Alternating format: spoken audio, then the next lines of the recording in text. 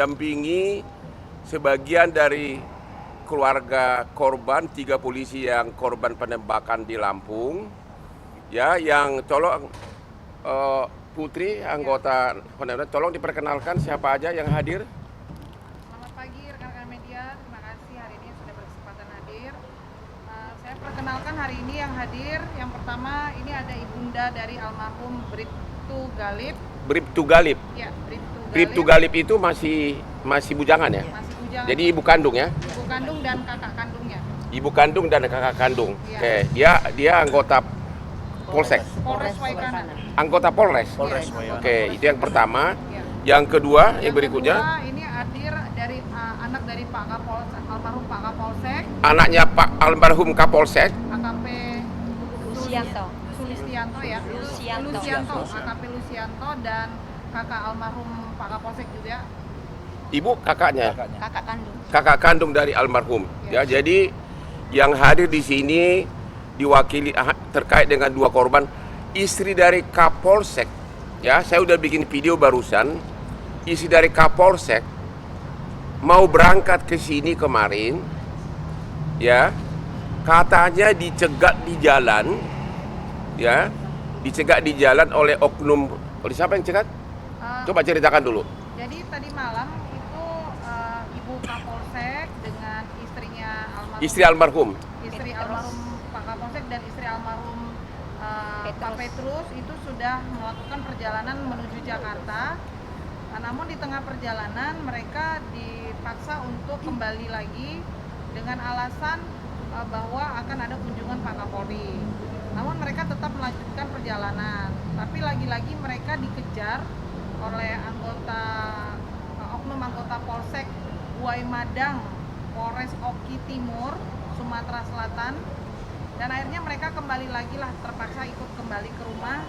Dan sampai pagi rumah mereka masing-masing dijaga oleh anggota Polsek. Yang sebelumnya tidak pernah.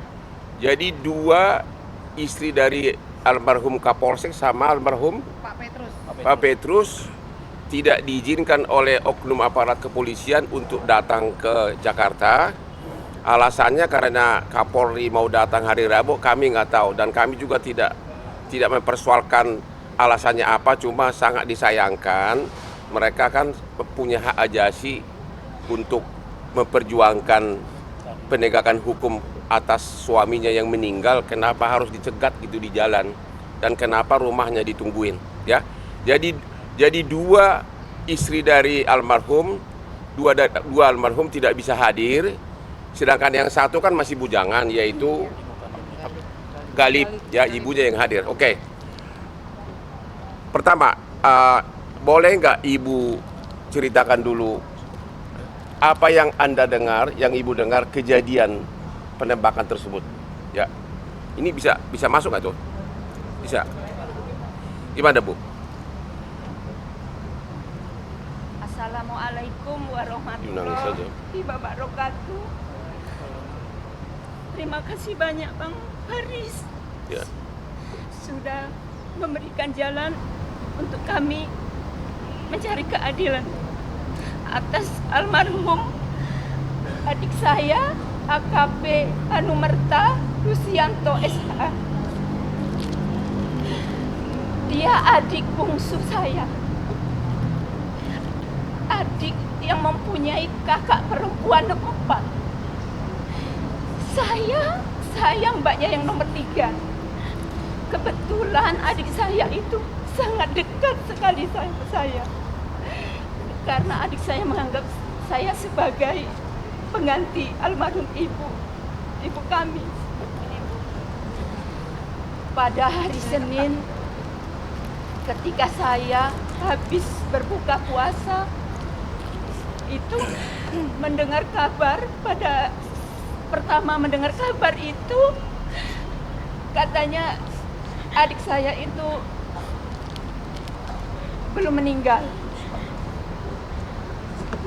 Setelah kedua mendapatkan kabar yang kedua bahwa adik saya gugur, meninggal di tempat kejadian. Setelah kejadian itu kami langsung pulang. Saya kan kebenaran saya Di Palembang ya, bukan di kampung halaman saya.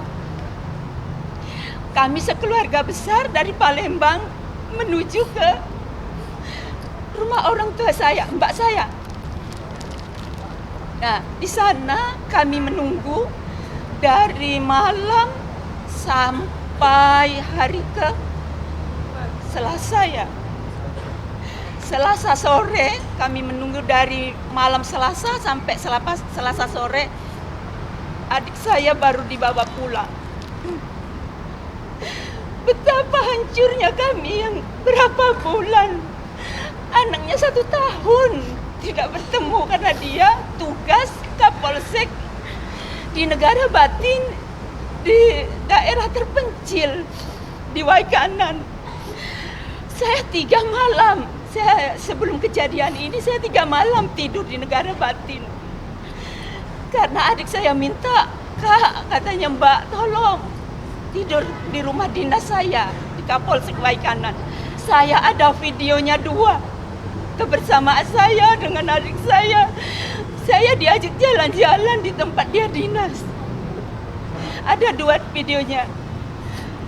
Ketika kami sedang menunggu dari hari Senin sampai hari ini 9 hari belum ada ketetapan tersangka dari pelaku.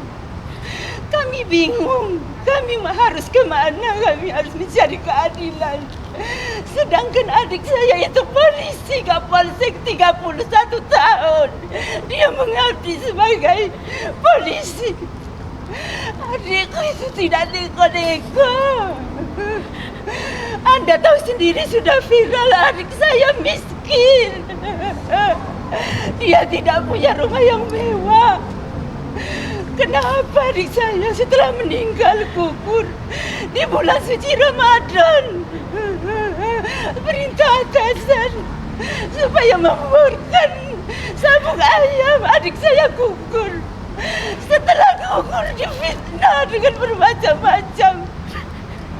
Fitnah itu fitnah, bukan nyata. Tolong Pak.